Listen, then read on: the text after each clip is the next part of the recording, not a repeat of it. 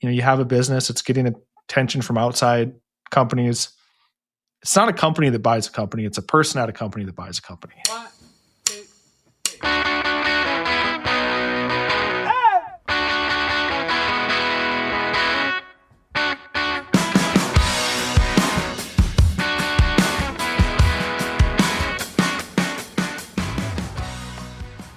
Coming up, we're talking having your business acquired by John Deere. We're talking AI in agriculture with Nick Harab. The Modern Acre is presented by Yield Energy. Yield turns on-farm energy assets like irrigation pumps into virtual power plants that utilities can use to meet the rising demand on the grid, and farmers can make more money by participating in these utility flexibility programs. To learn more, check out yieldenergy.com to learn what we're up to. All right, Ty, we're end of February. The Olympics are just wrapping up. We haven't talked a lot of Olympics. We're pretty much an NFL podcast, ag podcast here, but every 4 years, Olympics is coming around, or I guess every 2 years. What was your favorite moment of the Winter Olympics this year, Ty? Tim, we're a pretty big Olympic household over here in San Diego, and we were kind of all in. We were watching, we would turn on prime time pretty much every night. And we weren't, going the whole Peacock route with switching between events live or anything like that. We were just kind of hitting the prime time, hitting the highlights, and then we'd hit YouTube for, those big performances. And man, this was an emotional roller coaster for me this year. I went from being very excited about the Winter Olympics to being pretty disappointed and being like, do I even like the Winter Olympics, to finishing on a high. And the low point, I think, was Ilya, the quad god, just totally, figure skating. He was the favorite by a wide margin, is amazing at quadruple axles. I think I got that right. And he just totally whiffed his performance in the finals to not even place, which was a huge bummer. It was a pretty big choke job. And at that point I was like, man, I was pretty bummed. And then things really turned around with Alyssa Liu, the women's figure skater, who was not necessarily projected to finish with a gold or medaling, and she ended up with a gold medal. And then, man, you can't beat capping it off with a USA victory over Canada in the championship hockey final. That was so cool to see. And I could do a whole podcast on that event, on that game. It was wild. I don't know if you watched the highlights. It was epic.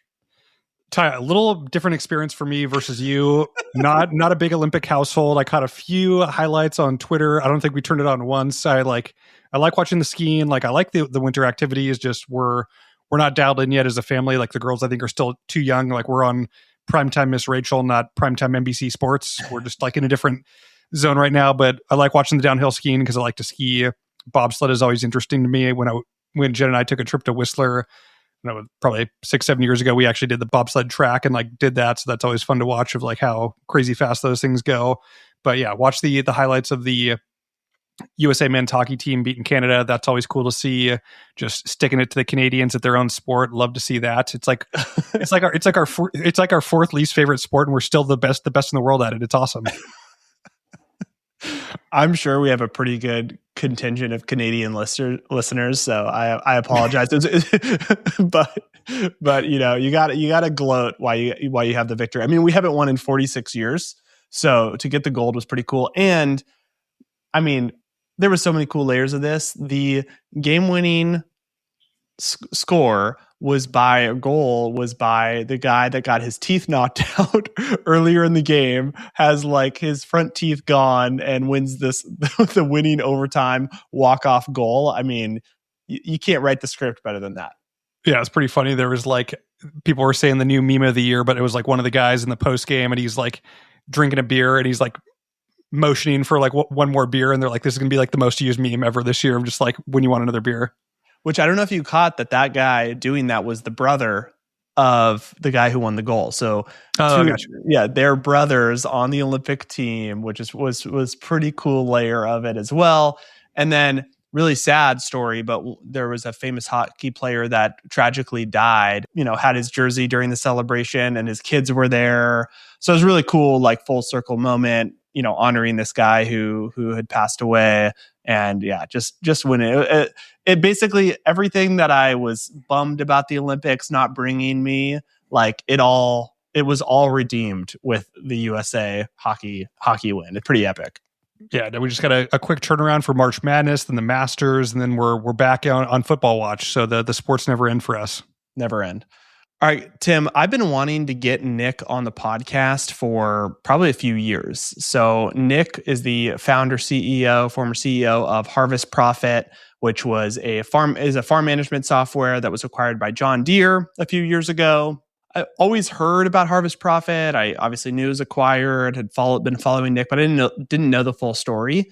We unpack that today and we learned the whole story and like, what was that like selling to John Deere and getting into those details. And then Nick has really been kind of experimenting with, he worked at Deere for some time and then now is kind of really experimenting with AI and like, what does AI look like for farmers in agriculture? And he's kind of like leaned into this niche. Love that. And so we just, when we saw him building some things, vibe coding some projects, we were like, we have to get him on to talk about what he's learning. Yeah, it's fun digging into all of his latest projects that he's working on building with AI, showing farmers how they can actually use these tools and leverage AI within their own businesses. That was really cool to see. We'll jump into the conversation with what's top of mind for Nick. Just in our conversation before this, I'm experimenting with a lot of just different AI agent tools and doing a lot of AI programming myself. And that's really been a ton of fun, and it's changing so fast that it's like, it just feels like a fire hose of information. And so it's really getting most of my attention. We're in the midst of a pretty cold stretch here up in Fargo, North Dakota. And so, sitting in front of my computer is the place to be when it's 10 below. So yeah, AI is really what's on my mind today. We had to get you on to talk about it because you've been posting a ton about this, and we've been following the stuff you're building. And we were like, we got to get Nick on to tell us all about what he's learning and kind of what he's building.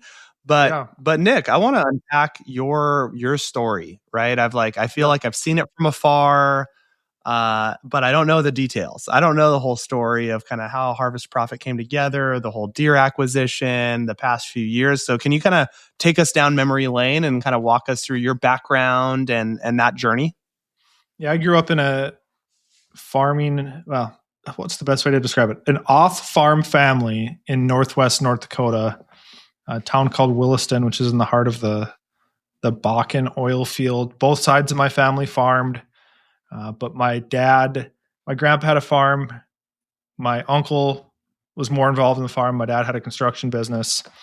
And then on my mom's side of the family, they had a farm as well, but I would just help out a little bit there, go and pick some rocks and drive grain truck a little bit. And so I come from an ag background, but I was mostly a city kid. When Nick would show up out at the farm, I was either going to do some hunting or, maybe I was going to bring a girlfriend out and check some crops. And so, I got really involved and interested in finance, and I had this, farming in the background and, in my veins, but I was really interested in finance and business. And so I actually went to North Dakota State, was a year away from getting my degree in industrial engineering. Then I took an engineering economics class it was one of the few classes that I just really loved and enjoyed going to. And when I was done with that class, I realized, well, maybe engineering just isn't for me. It's like, I don't, I enjoyed, it was industrial engineering, so manufacturing and processes. And it was fun, but I really liked the numbers side of it. And so I made the decision to bail out of engineering, and I transferred to the University of Minnesota and got a degree in finance. And I started working for a private equity firm in Minneapolis called Shoreview Industries. They're, I would say, a entrepreneur-friendly private equity firm, like no takeovers or hostile things. It was a really It was a small firm that was doing big things. Group called Short. Yeah, I don't know if it's at Shoreview Industries, but they were out mostly buying businesses from retiring entrepreneurs. So I got to see, the end of the road for a lot of these entrepreneurs, and then we would help them go and buy a competitor, buy some suppliers, basically take their dream and amp it up. And so I got to know some of these entrepreneurs, and to me it was like, I love what they're doing.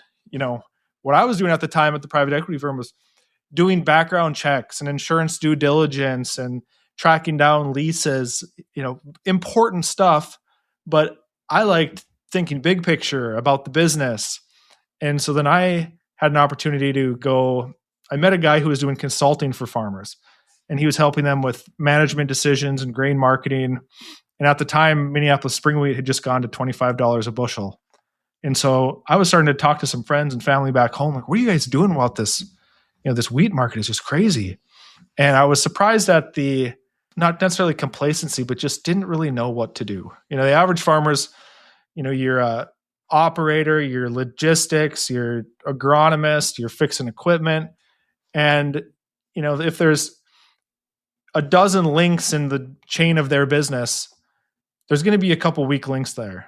And for a lot of people, it was that financial management and making financial decisions. And so I started doing consulting for farms in right around 2010. Pretty quickly took my finance skills, built a bunch of spreadsheets, realized, man, these spreadsheets are awesome, but they gather a lot of dust during the heat of the growing season, or during from at least in in the middle part of the U.S. from April through early November, farmers their minds are on their farm. They're not necessarily on the business as much as they should. So started working on some software to make the spreadsheet type of work we were doing more collaborative, add a little bit of structure to it. For anybody that's worked in spreadsheets, I consider them a wonder of the world. I love spreadsheets, but they tend to grow. They grow tentacles, and pretty soon they turn into like a foreign language. So, you can come up with an amazing spreadsheet. You share that with somebody. Oh, look at this amazing spreadsheet. The person opens it up and it's like a blank stare. Like, what am I looking at here? Because, there's no structure to it. That's why they're powerful. So I worked on Harvest Profit, started it, working on it in 2015. I think it took me a year and a half. I knew how to do a little bit of programming, not much. And then launched it in 2017. And, it wasn't like a meteoric rise, or, we didn't raise a ton of venture capital. I raised $280,000 from a small group of farmers. I borrowed $170,000 from my mom. And that's the funding we had for Harvest Profit. Was lucky to hire a couple really good engineers to help me. And then was just laser focused on, continually like making the software as better as we could quickly. And, then that got the attention of John Deere in 2020. So yeah, kind of a quick timeline from 2017 to going commercial to 2020 to being exited over a very short period of time. Maybe talk to us about kind of how you got connected with Deere, what they saw in it, the value that it brought. And it was probably a big advantage that you hadn't raised a ton of outside capital, where you were a lean team. You weren't having to show investors this massive outsized return, having raised tens of millions of dollars. You'd raised a relatively small amount. Yeah, it's funny because at the time it felt like it wasn't, I look back now and it's like, it was a short window of time, but it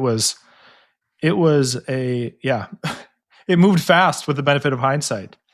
And I remember at the time we had a handful of competitors that had raised some capital, and, there was going to be, some of these companies were going to have to exit at some point. And Deere started showing some interest in Harvest Profit, was looking at potentially including Harvest Profit in a pilot program where dealers would help farmers with some consulting and help them with data analysis. And they wanted a financial tool as part of that.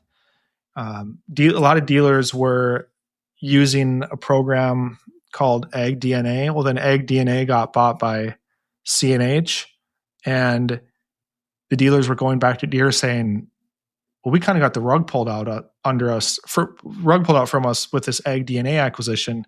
Our farmers want financial tools. And so Deere was doing some analysis on do we build this ourselves? Well, a company like Deere has a multi-year roadmap. And so if we're going to build this, what are we going to take off the roadmap? And then in my conversations with them, I just basically said, they said, if this consulting program worked out, would you be open to an acquisition? And I said, yeah, I'd consider it. I didn't build Harvest Profit to sell it, but at the end of the day, open-minded about anything. And then that person left their role. And one of the takeaways I have for people that, are in a similar situation where, you have a business, it's getting attention from outside companies. It's not a company that buys a company. It's a person at a company that buys a company. And so, cultivating those relationships is super important. And we had a conversation, Jared and I, who was my lead engineer, and we had lots of conversations over the years with different companies, asking. You get a lot of emails that are like, hey, Nick, do you want to hop on a call and figure out how we can partner? I realized, man, I got sick of those emails. Let me tell you, it was just, they didn't go anywhere, but you want to be nice and you want to be kind. But it's somebody else's job to connect with somebody like you, regardless of, what the fit was. But we had a call with somebody at Deere, Doug Souter, and he and a couple people on their team, they wanted to learn more about how we're integrating with some of their systems. Because there's, in ag, there's like a lack of, let me peel back. In a CRM, CRM tool, you have a contact, you have an email, an address. Like those are easy to tie together. But in ag, you have, a seed variety, which can be a string that a customer types in. And in Deere, it could be from a database, but they're the same product. How do you tie them together? And so we hopped on this call with the Deere team, and Doug, who's a higher up at Deere, was very interested in how we're making these connections between Harvest Profit data and Deere data and how we're persisting this data. And those are very important things when you're doing integrations with software. So this was much different than a let's partner call that is just empty. Like the questions were spot on. It was like a call that was just energetic. And at the time we were potentially talking with, merging with another smaller startup, and that had kind of slowed down that process. It was at a little bit of a lull. And so I decided to just say, hey, Deere talked to us a year ago. I reached back out to the people at Deere. I said, hey, if you guys are still interested, there's a decent chance that Harvest Profit isn't going to be independent by the end of 2020. And that kicked off the process, and we were able to, come together, and they liked the product. It was a gap in what they were doing. The fact that we were a small team, we didn't raise much money. I remember I was out for a walk. I had two twin boys that were like 6 months old, and it was in the summer of 2020. I was out for a walk, and the head of mergers and acquisitions at Deere, him and I were just emailing back and forth pretty quick. And he said, who's on your board? I said, it's me and Jared, my first engineer. Like who would need to approve a deal like this? You're talking to him.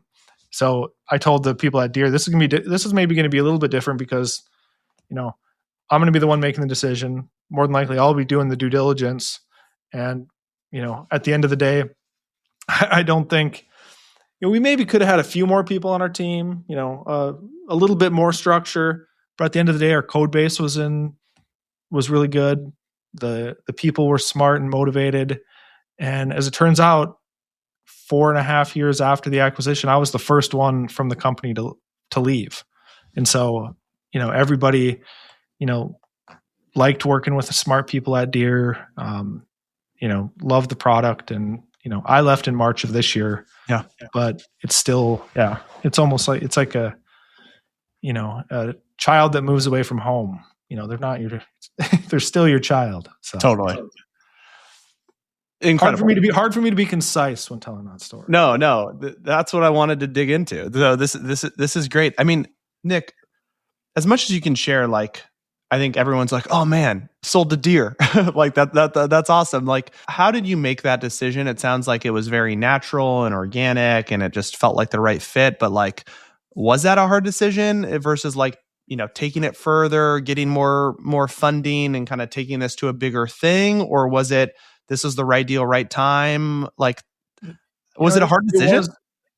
It was a hard decision because if anybody that follows me, I have no shortage of ideas. And this was an idea that stuck and it got traction and I was passionate about it. And I realized that, that's unique and I didn't have to do anything. But a couple reasons why. One, we were going to be doing more kind of in-depth integrations with Deere and their data. And that was a little bit out of our wheelhouse. And so having kind of inside access to the Deere team had a lot of appeal if we were going to deliver on our roadmap.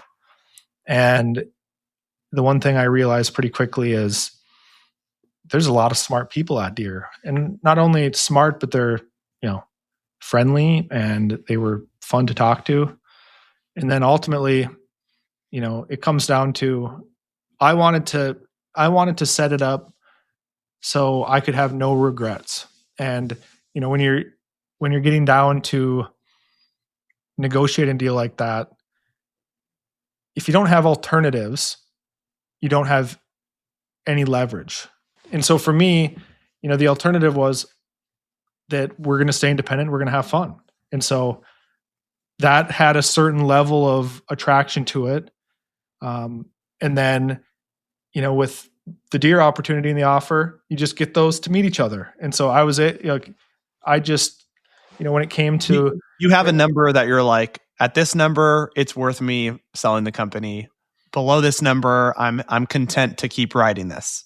Yeah. And a number is the big part of it, but it's also, can we stay doing what we're doing? Can the deal be structured in a way that, there isn't,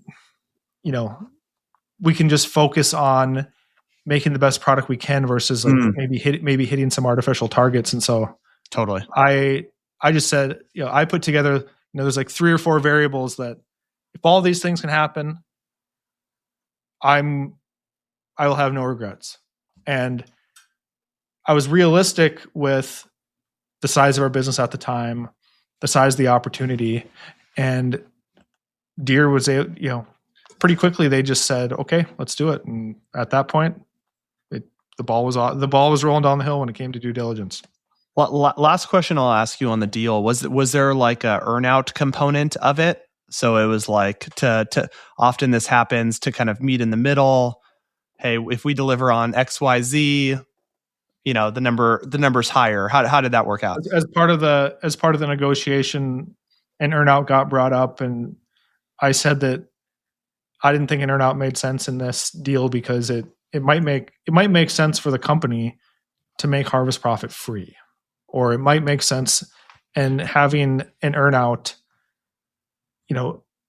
Any sort of goals in business, including an earnout, they all are logical the day you do them, but oftentimes they quickly get stale. I see what you're saying. Yeah. Because if Deere takes a different strategic direction with harvest profit, and that impacts, this arbitrary, we're going to hit X revenue, but it's now this. Yeah, I totally get that. That's cool. And I wanted to be, if there was a direction for our customers and for our team and for Deere, I wanted it to be like around those 3 and not just this like earnout that's sitting out there that totally it's going to skew my opinion. And, with a buyer like Deere, it's maybe a bit unique. If it was a private equity firm or something, you almost have to have some more incentive compensation in there. There was some compensation tied to me just staying there.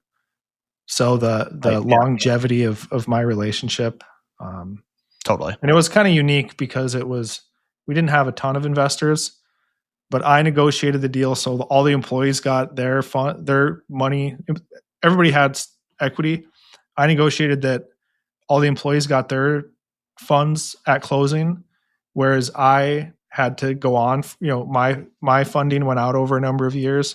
And then the investors actually kind of had to ride along with me for me to consider that ongoing, you can call it an earnout, that ongoing earnout or vesting. It vests over time. It's more like vesting. But for me to consider that, like capital gains versus ordinary income, like the investors had to ride with. So for some reason, I really did not like my job, and I said, all right, I want to do something else and I'll forego those payments, the investors would have lost their payments as well. But as it turns out, it was, it was fun. And, with any big company, there's more meetings, and I'm not necessarily a meeting guy. I like to just sit in front of my computer and build stuff. So that was an adjustment, but everybody was accommodating, and the big takeaway I had is there's a lot of smart people working there. And I guess going back to prior to the acquisition, I don't know if it was in like 2018, 2019, started hearing from a lot of farmers that they were impressed with the changes that were going on within Operations Center. And so that was a big thing for me is I don't want Harvest Profit to end up at some company with just, a terrible tech with not many users, but Operations Center was getting better and better. The team's getting better. They're growing a ton, and that continues to this day. Well, Nick, excited to get into kind of your next chapter. You mentioned leaving Deere in March, so no longer a John Deere employee. You're kind of back at it, looking at anything that's interesting in the space. You're talking a lot about AI, so maybe just fill us in on kind of what you're looking to do next. Yeah, so I'm not a software person by training, but the fact that we were able to like build an asset using our brains in Harvest Profit was like an amazing thing to me. And there were numerous times over the years where I kind of sat down with a Ruby on Rails textbook and I said, all right, today is the day that I'm going to get as competent as my engineers. And I just didn't have the 1,000 hours in me to do it. I was thinking about marketing and product, and I couldn't become the competent developer that I, always kind of wanted to be. Well, then a year ago, maybe a year ago, I kept hearing about these AI app building tools. And I naturally have some skepticism in me. And I'm like, yeah, all right. Like you can just prompt and make a tool. Yeah, good luck with that. And so then I started seeing enough of it that I'm like, all right, let me try this. And I built something, and I was like, oh, wow, this works. And I figured out, okay, tie it to the database here. And then I started to do some coding in the terminal. My developers always would pull up the terminal, the little black box, and start coding in it. And as soon as that terminal would pop up, I'd grab my phone and check the emails or check the news. Like I'm out of there. Well, once I could just build stuff and the model, like my competency started getting better at the same time that the models kept getting better, and just addicting. Yeah. And for somebody who has never had a shortage of ideas and being able to, like, previously you buy a domain and you think, all right, that's what I'm going to do something fun with that domain. Now you can actually start like building a program to play with. And that's quite compelling. And so I messed around with that for quite a while. I wanted to challenge myself to do something every day. And so one of my hobbies, quite the nerdy hobby, is like, I'll hear about a company or see it in the news, and I'll go on Yahoo Finance and look at what do they do? What's their margins? What's their growth rate been like? And so I started this newsletter called Nerd Out on Business, and I write these daily emails on companies. And so I built myself a little CMS, a content management system, to manage the process. So I can paste in the financials and I can paste in some other things, and it formats it for me. And that was really that. And a very valuable tool for me wouldn't be valuable to really anybody else. And then starting this fall, I started looking back at like, okay, let's maybe building some mapping applications, dabbling a bit more in like agriculture use cases.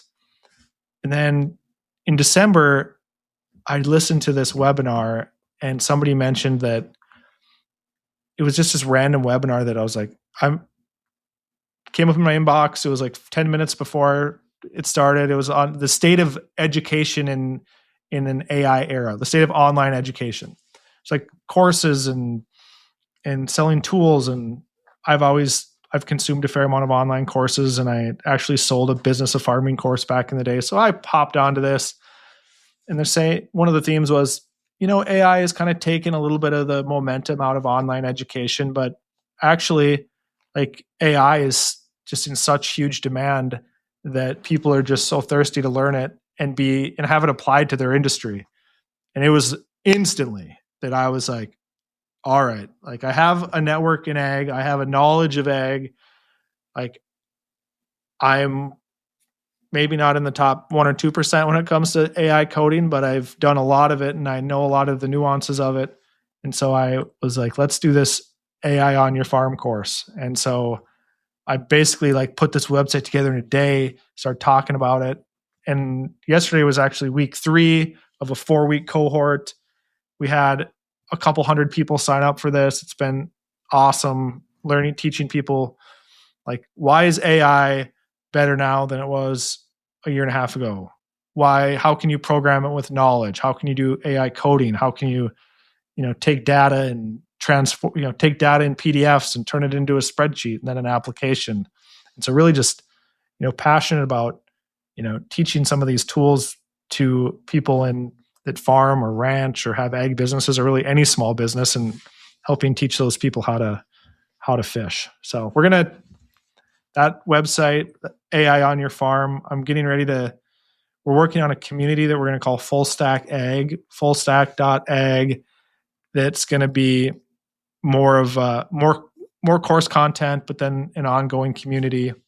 The one takeaway that I have from this course is after the first week or the second week, after the first course we did, the first session, I got back down, sat in front of my computer, and I got an email from somebody that said, great content. I loved it. This is amazing. And then literally like 15 seconds later, somebody messaged me, Nick, that was a little beginner for me. And I think it's a little beginner for you too. So I would try to ignore some of those beginner questions and get to where you want to get. And so it's like two contradictory opinions that are back to back.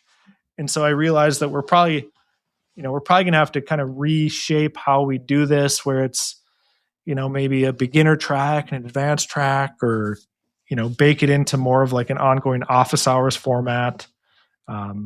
So yeah, I'm just really excited about, being able to, I think we're finally in the era now where, farmers can start to uncover things from their data that has been, promised but elusive.